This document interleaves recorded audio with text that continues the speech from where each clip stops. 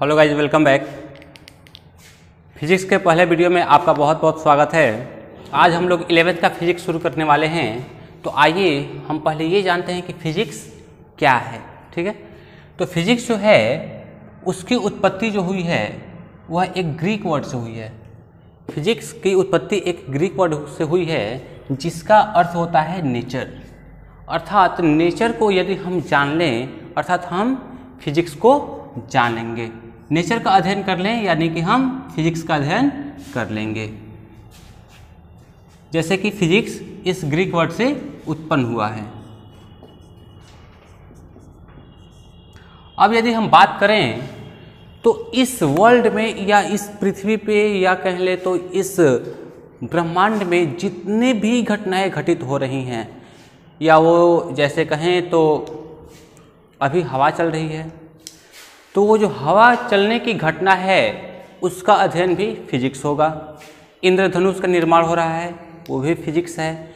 सूर्य का प्रकाश पृथ्वी तक आ रहा है वो भी फिजिक्स है। सूर्य निकल रहा है, सूर्य का उदय हो रहा है वो भी फिजिक्स है। सूर्य अस्त हो रहा है वो भी फिजिक्स है। बल्ब जल रहे हैं वो भी फिजिक्स है।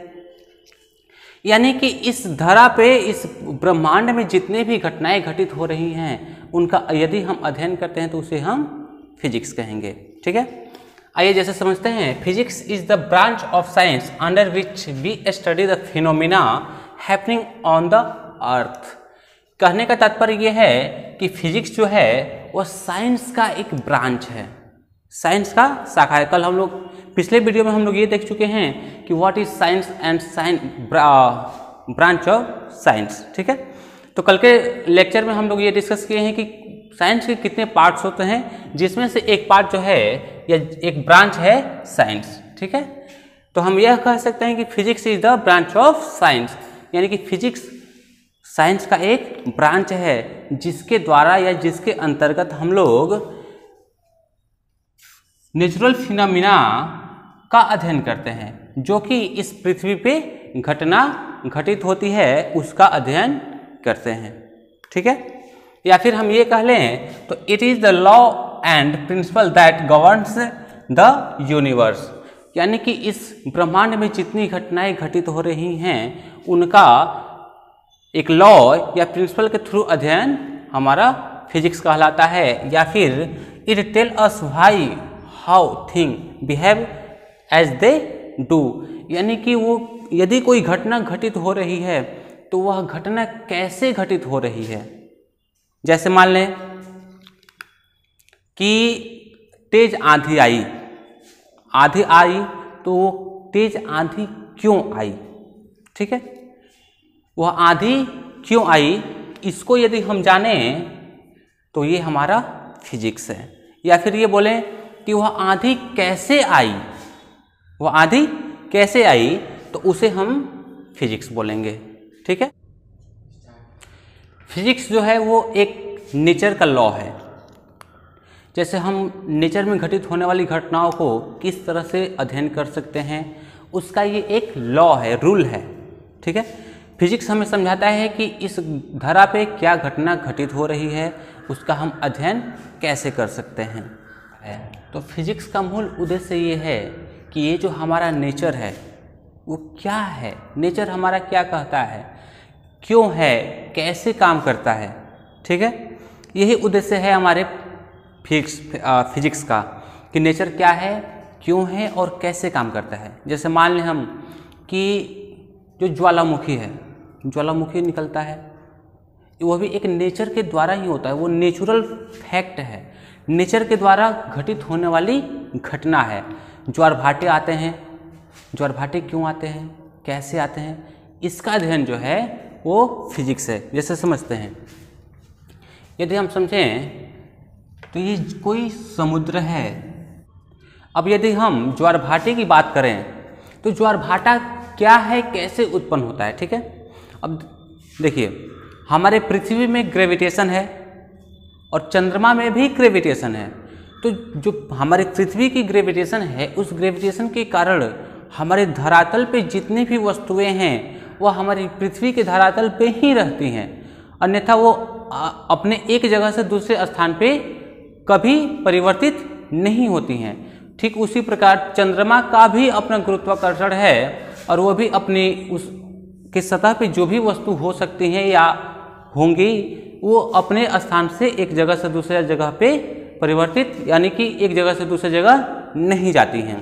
ठीक है, तो जो पृथ्वी का गुरुत्वाकर्षण है वो और जो चंद्रमा का गुरुत्वाकर्षण है वो अपना गुरुत्वाकर्षण लगाकर एक दूसरे को खींचते हैं, जिसके कारण समुद्र में उपस्थित जो जल होता है वह उफान मारता है। उस चंद्रमा के ग्रेविटेशन के कारण वह जो जल है वह ऊपर की तरफ उफान मारता है और ज्वार भाटे के रूप में बाहर आता है। ठीक है, तो ये हम देखें कि ये क्यों हो रहा है, कैसे हो रहा है। ठीक है, तो इसका जो अध्ययन है वो हमारा फिजिक्स है। अब हम लोग relation between physics and mathematics को देखेंगे कि फिजिक्स और मैथमेटिक्स में क्या क्या रिलेशंस हैं। ठीक है, फिजिक्स के लिए मैथमेटिक्स क्यों अति महत्वपूर्ण हो जाता है, फिजिक्स मैथमेटिक्स के बिना क्यों अधूरा है, आइए समझते हैं। मैथमेटिक्स जो हमारा है वह एक सार्वभौमिक ज्ञान है। मैथमेटिक्स हमारा सार्वभौमिक ज्ञान है और जो हमारा मैथमेटिक्स है वो फिजिक्स को काफ़ी हद तक समझने में मदद करता है। समझते हैं कैसे, इसके लिए हम एक एग्जाम्पल का प्रयोग करेंगे। जैसे यदि हम यह मान लें कि यहाँ से कोई वाहन किसी अन्य दूसरे स्थान तक जा रही है, तो उस जो घटना घटित हो रही है वह घटना हमारी फिजिक्स है। उस घटना को हम देखते हैं वो हमारी घटना फिजिक्स है, लेकिन वो वाहन कितने समय में जा रही है, ठीक है, इसका पता हम कैसे लगाएंगे। तो इसका पता लगाने के लिए हमें वहाँ पे मैथमेटिक्स का यूज करना होता है। वहाँ पे हम मैथमेटिक्स का यूज करके वहाँ पे उसका समय निकाल पाते हैं कि वह कितने समय में वहाँ पे पहुँच पाई है। या फिर जैसे फिजिक्स में तो बहुत सारे एक्सपेरिमेंट होते हैं, या मान लें तो हमारा जो इसरो है, रिसर्च ऑर्गेनाइजेशन जो है, वहाँ पे अनेकों रिसर्च होते रहते हैं, लेकिन वहाँ पे जो मैथमेटिशियन है वहाँ पे वो बैठ के उसका कैलकुलेशन करते रहते हैं, वहाँ उसका फॉर्मूला तैयार करते रहते हैं। ठीक है, तो यदि हम मैथमेटिक्स को यूज न करें फिजिक्स में तो फिजिक्स को समझना ही मुश्किल हो जाएगा, उसका एक्चुअल वैल्यू भी नहीं निकल पाएगा। इसलिए जो मैथमेटिक्स है वो फिजिक्स में इम्पोर्टेंट रोल अदा करता है। मैथमेटिक्स की मदद से हम वो रास्ता जान पाते हैं जिस रास्ते के द्वारा फिजिक्स को नया बेहतर परिणाम दे सकते हैं। मैथमेटिक्स के द्वारा कैलकुलेशन करके हम फिजिक्स को एक बेहतर परिणाम तक भी पहुंचा सकते हैं।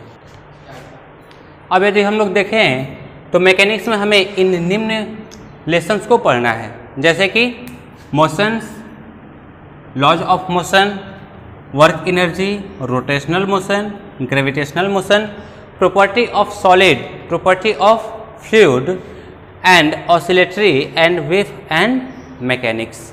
इन सभी के बारे में हमें डिस्क्रिप्शन में पढ़ना है, जो कि आगे हम लोग वीडियो के द्वारा पढ़ते रहेंगे। तो मोशन जो है, मोशन क्या है और मोशन के क्या क्या रूल हैं, इसे हम पढ़ेंगे। वर्क एनर्जी को देख लेंगे। यदि कोई वस्तु किसी कार्य कर रही है तो वह कितना, यदि कोई व्यक्ति कोई कार्य कर रहा है तो वह व्यक्ति कितना कार्य किया, उसमें उसने उस कार्य को करने में कितना एनर्जी लगाया।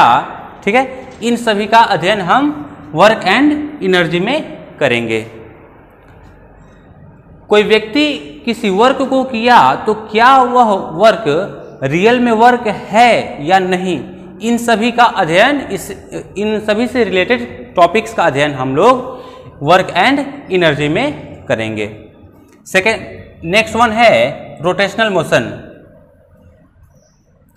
मान लें कि कोई फैन है, तो कोई फैन अपने ही अक्ष पे रोटेट कर रहा है, कोई फैन अपने ही अक्ष पे रोटेट कर रहा है, तो इससे संबंधित जो भी नॉलेज होंगी, जो भी टॉपिक्स होंगी, उन सभी को हम लोग रोटेशनल मोशन में पढ़ेंगे। अर्थात किसी भी रोटेट करते हुई वस्तु का, या वस्तु हो सकता है, पार्टिकल्स हो सकते हैं, उसका अध्ययन हम लोग रोटेशनल मोशन में करेंगे। नेक्स्ट वन है ग्रेविटेशनल मोशन, यानी कि हम पिछले अभी एग्जाम्पल में आपको समझाएं कि जो हमारी पृथ्वी है, इस पृथ्वी में एक विशेष प्रकार का बल होता है, जो बल आकर्षण का होता है, यानी कि पृथ्वी के द्वारा किसी भी वस्तु को अपनी तरफ खींचा जाता है, वह एक आकर्षण बल के द्वारा किसी भी वस्तु को अपनी ओर खींचती है। तो इससे रिलेटेड जितने भी टॉपिक्स होंगे उन सभी को हम लोग पढ़ेंगे ग्रेविटेशन में, ठीक है।